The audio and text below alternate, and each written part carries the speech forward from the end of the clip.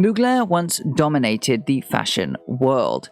However, after some very risky and questionable business moves, the fashion side of the company was shuttered completely.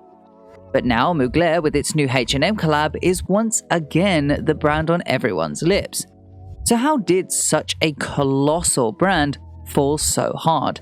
And why has it taken so long for them to make a successful return? After a few years of freelance work in 1973, Manfred launched his own label with this collection named Café de Paris. The company at this time was also called Café de Paris and was founded in partnership with businessman Alain Caraduc. Unfortunately, images of the collection from 1973 are not available online, but these images are from later down the road when the looks were recreated. The collection featured dresses made of muslin, trimmed with fox, and was sold in Créateur et Industriel, a very influential store in Paris. The collection was a hit, but the name of the company was a little unorthodox. The fashion world, especially in the luxury market, was used to naming companies after their founder. It adds authenticity to a label and generally feels more luxurious in the mouth than a dehumanized name like Café de Paris. So, by the following year, still financed by Alain Caraduc, the name of the company was cemented as Thierry Mugler, the name that Manfred was going by at the time. You should know that this isn't without debate. Many people think that his company was begun in 1974, as the company was only then named Thierry Mugler, whereas some believe it was begun in 1973 and consider the two Café de Paris collections as his first and second. However, according to the Munich press release that came along with the ongoing Thierry Mugler Couturisme collection, they are in fact the same company and was still funded by Alain Caraduc as the company name changed to Thierry Mugler. Then, according to the Mugler Couturisme exhibition in America that my friend Hanan of ideservecouture visited, the company was then further funded with help from Yves Saint Laurent businessman Pierre Berger by Didier Grumbach, who then later that year added Michel Douard as the business manager. Thanks to Hanan for this information, of course. I will be linking his YouTube, Instagram, and TikTok all in the description box below. So, along with this name change and structural evolution, which I believe saw Alain Caraduc turn into a minor stakeholder, they began producing ready-to-wear for select boutiques, of which the earliest I could find was this Autumn-Winter 76 collection. However, as you can see from this, as well as the other show I could find images from, around this time, his aesthetic was very different to how we think of Mugler today. These clothes were more relaxed and more comfortable than how you may think of Mugler, but make no mistake, this was successful. So successful, in fact, that he was able to open his first boutique in Paris on 10 Place de Victoire in 1978 that stocked his women's ready-to-wear as well as a new edition in menswear that was first shown in the Spring-Summer 78 collection that really translated the image of the Thierry Mugler comfortable late 70s aesthetic to men very successfully. Throughout this period, we are already starting to see his theme in the adaptation of silhouette, mostly at this point achieved by adding volume. But it was in autumn-winter 1978 that a new theme would start to enter the mix, one that would really come to define the brand as a whole. The theme, of course, was futurism. In autumn-winter 78, Mugler began to add in shinier fabrics, metallics, lame, masks, and even cat and jumpsuits to give us the beginning of a Mugler vision of the future. Throughout the seasons, this theme became increasingly developed as the sales and fame of Mugler began to rise exponentially. Mugler had become a really huge name in fashion, and everyone wanted to see his spectacular shows, which of course they couldn't without a ticket. This was well before the internet, and shows were significantly more inaccessible. At least that was until autumn-winter 84, when Thierry Mugler would stage their first show open to the public.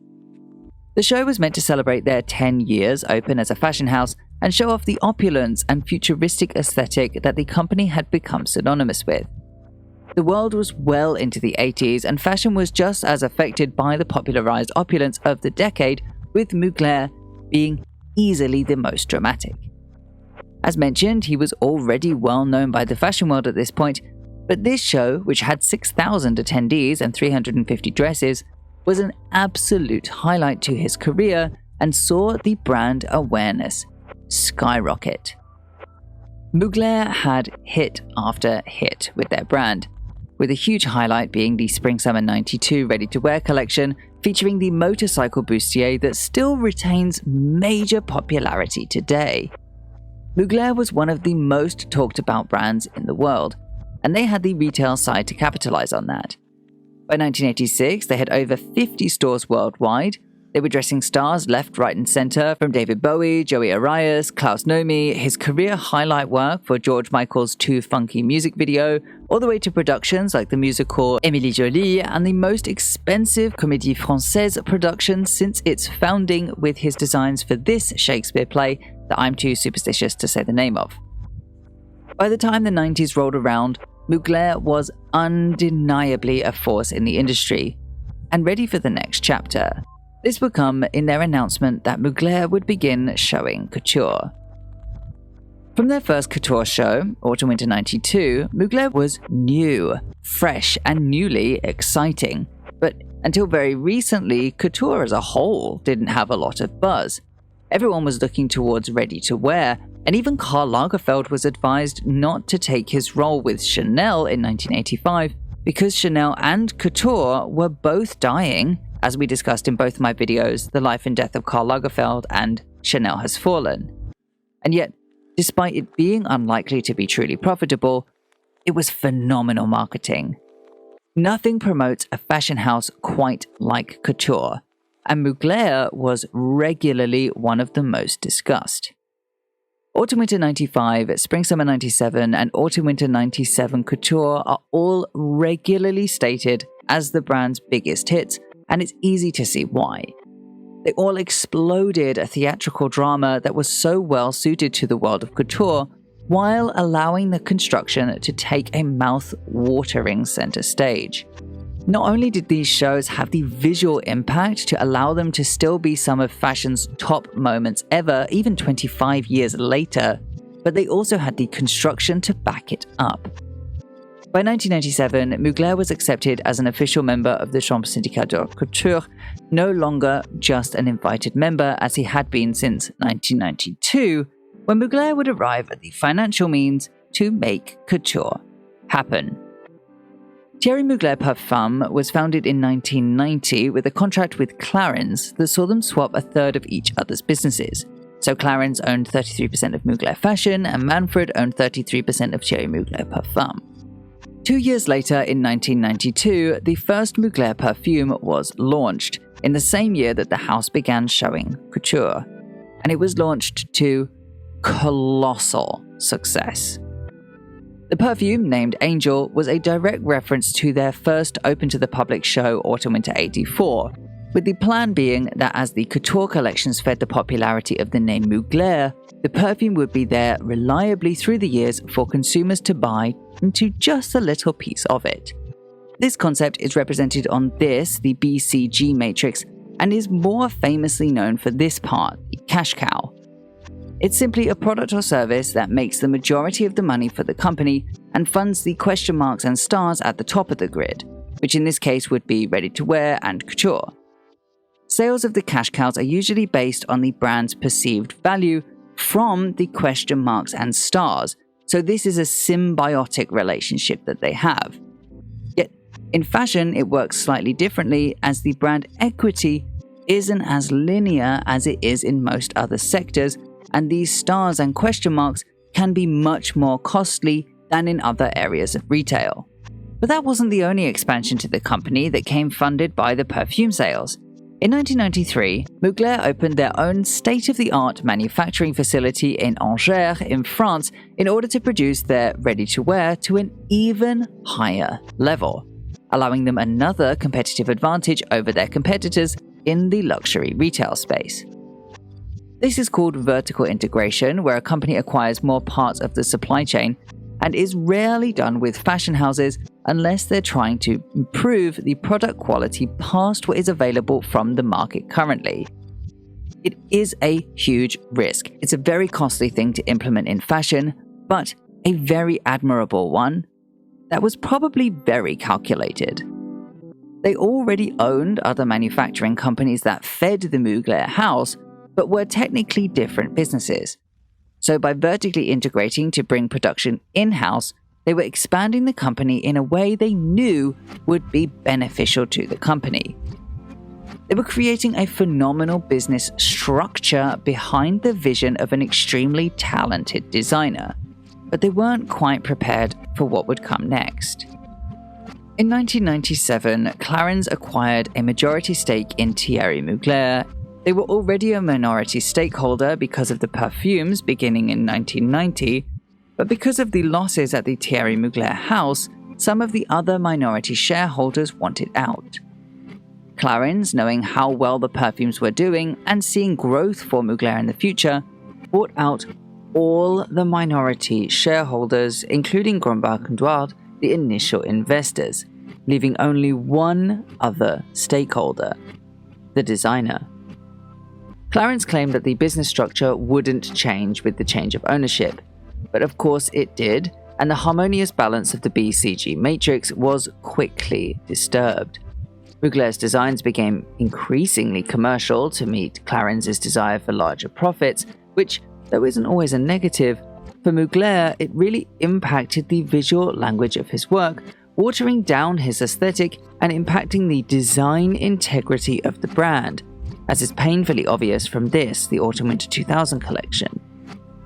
Because of this, over the years between 1998 and 2001, only in a 3-year time span, Clarins ran Thierry Mugler creatively into the ground. He showed his final collection in Autumn-Winter 2001, and Manfred had left the company by 2002. By 2003, Clarins had shuttered the couture line, stating the reason as huge losses from the fashion side. The ready-to-wear too was closed, with the last fashion show being menswear Autumn-Winter 2002. Mugler had tried to follow minimalism trends that were going on at the time, with brands like Helmut Lang seeing incredible profits. However, for Mugler, it just didn't work with the ethos of the brand, and so they lost out big. But the Mugler name still had enormous value. Mugler was still a name associated with the truest luxury in clothing, and they easily could have continued Mugler's fashion side by upping the catwalk show budget to allow for something theatrical, and then use that to create a launch of fashion-based cash cows like an it bag, sunglasses, or honestly makeup to have that commerciality that they hadn't yet fully fleshed out. If I were advising, I would have made a makeup line at this stage. Clarins is well known for cosmetics, so it's within their wheelhouse, and with the way makeup trends were going into the theatrical, it could have been an easy transition for Mugler. But instead, they continued to only produce fragrances without a particularly good marketing plan. I have to try to be clear here because the Mugler fragrances were iconic, but considering how successful we know fragrances like Alien, which was released in 2005, were, it's a real testament to just how respected the name Mugler still was. The general public knew the name Mugler, and that carried value. Their advertising for the fragrance was great and very on brand too. But the problem was, there was no plan for longevity with this. Though sales were good, Clarins had no designer to bring the look of Mugler forward and continue it in the minds of consumers, and instead it seemed like they were banking more on Manfred's personal fame from his private projects, like his work for Cirque du Soleil's Humanity or the costumes for Beyoncé's I Am tour, which, though weren't part of the brand, obviously affected the perfume sales. Especially the Sweet Dreams corset was such a huge boost for the company's visibility. But other than these boosts, the label kind of plateaued at this time, producing perfumes and nothing much else, though the perfumes were nearly all very successful. It's really a marvel that they stayed so profitable without a design side, something that the company was very much aware of. Though eventually they seemed to realize how unsustainable this was and tried to make amends by bringing back ready-to-wear with a new head designer, Rosemary Rodriguez. Her first show was men's Spring-Summer 2008, second was a capsule collection of women's, and the third was Couture 2008 Autumn-Winter. So the whole trinity of fashion offerings were back, but not necessarily to a warm reception. Unfortunately, she was bringing back the Clarins-era Mugler, where the looks were a little more watered down than the theatrical aesthetic that consumers luckily still remembered of Mugler, so it just didn't go down too well. Clarins took a risk by coming back so strongly to fashion, all self-funded. Clarins is still family-owned, so this would have been an enormous financial undertaking, and it seems that this safe aesthetic just wasn't pushed as far as it needed to be. Effectively, they were repeating the behavior that had seen the company arrive at lackluster sales in the first place. Though this time, they were prepared to bring back the BCG matrix model with the launch of Mugler Cosmetics to fund the fashion line. It's a smart business plan, as it was the last time, but without the fashion bringing decent credibility to the label, it simply couldn't last because the relationship needs to be symbiotic. By 2011, Rosemary Rodriguez was replaced by Nicola Formichetti. Formichetti was at the helm for 6 collections total, 9 if you include resort and pre-fall collections, but unfortunately, he also wasn't really able to encapsulate that known Mugler opulence. And though he did have some great looks and really brought the drama that was really needed for Mugler, including this incredible Autumn-Winter 11 show that Gaga famously walked in, and sales were up with the Nicola Formichetti offering, he didn't last there for long, and he didn't make the splash in the industry that they really wanted, and I honestly don't really know why. They had a great aesthetic for Mugler, the shows were theatrical, and they had heavy celebrity endorsement from Gaga. But it just didn't stick, which I think is a real shame. From here, Manfred rejoined the fashion side of the label in 2013 as creative advisor, but the brand actually stopped showing at Fashion Week entirely yet again, only to return a full year and a half later for Spring-Summer 15 with new head designer David Comer.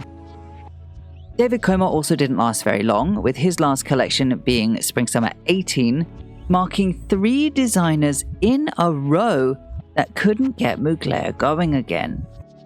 But that's not to say that it was the fault of the designers. Usually when a company is having musical chairs at their head designer role, it signals to the fashion world that the leadership don't understand the brand well enough, nor do they have a good enough grasp on the new and interesting in fashion to know who will be a good fit for the company. However, they did make one really important and, in my opinion, great change to the company. Back in 2015, with the David Comer return, they changed the name of the fashion side to Mugler, a name that, in my opinion, fits the original branding really well. It's just a shame that the clothes didn't match that energy. What they really needed was someone with theatricality built in foundationally to be able to revive that spirit of Mugler. And they would try yet again with Casey Cadwaller, who they hired from Acne Studios in December 2017, with Casey's debut Autumn-Winter 18 in this lookbook format. The collection saw mid-success online, which in my opinion was because, though it wasn't very on-brand, it had some really lovely sculptural pieces. So, Mugler finally had some buzz coming back to the company, and from this quote, it seems that's exactly what they wanted, to either find an investor or a buyer. In October 2019, they struck a deal with L'Oreal to buy Mugler in its entirety. Fashion, cosmetics, perfumes, everything. The deal completed in 2020, and immediately it was clear that L'Oreal had a very different vision for the companies. The first show under L'Oreal's ownership was Spring 2021, and the budget clearly increased exponentially. The film, because this was released during the pandemic, upped the theatrics of the brand so greatly from what we were being shown before. Just to compare it to my favorite Cadwaller show pre-L'Oreal, these clothes weren't necessarily different. They still had the sheer elements, the pointy shapes, blazers, and structural garments. But now the clothes were being reframed into this more theatrical manner in a way that was so perfect for Mugler.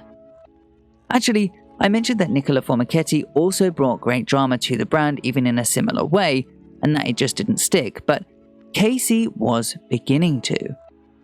It wasn't a massive explosion of success, but it was certainly a start, and L'Oreal were prepared to push. Over the next few seasons, they showed online collections, each to hyper-theatrical, futuristic visuals that fit so extremely well with the original Mugler brand, harkening back to the iconic Autumn-Winter 95 couture robot, which itself was an evolution on the Autumn-Winter 78 metallic people. But it wasn't until fall 2022, 3 days after Manfred's untimely death, that the brand would really explode in the public consciousness. The collection, their first catwalk back since the pandemic, was shown in Paris Couture Week, and it was a sensation. Easily the biggest show the company had had in years. But what's important to note here is that the clothes aren't much different. They're just in a heightened context. This was a spend money to make money moment, and it worked. The Mugler label hadn't been this talked about in years, and people were finally excited for the brand and their new cash cow offering in this bag. Mugler was finally coming back into prevalence once more, and we were all excited to see the next season. At least, that was until the announcement of their H&M collab. The design is great, can't deny that. Lots of great callbacks to Mugler's past designs, as well as new signatures that the brand now wants to be known for, like the mesh pieces. Yes, the pieces are phenomenal. I would absolutely love to get my hands on a piece, if only to see the quality, considering that was something so at the heart of the Mugler brand back when they owned their factory. But more than anything else, what excites me about this collaboration is the timing. I haven't seen anyone else talk about how strategic it seems to have the company budget increase in spring 2021, have their biggest show to date in 2022, and then announce a H&M collab for the following collection, spring 2023. The sequential nature of this suggests to me that this had been planned for a while, and that the fall 2022 show was specifically high budget to then create buzz for the H&M collab. It's exactly the cash cow structure that we know Mugler did so successfully before. They had the couture question mark or star to push the brand awareness and buzz out to the public zeitgeist, and the H&M collab to reap the benefits. It's so simple, but it works so well when done and funded correctly. I very much hope that L'Oreal allows Cadwaller to push the Mugler design even further, so that the theatricality that they have in the robotics and the movements in the shows is also seen in some of the clothes, even if it is just for some kind of grand finale piece that stamps the collection at the end. Thank you so much for watching. Subscribe and hit the notification video to see more videos just like this one. Check out my beauty channel for videos like this one, but about beauty brands. And if you'd like early access to my videos, my Patreon is linked below.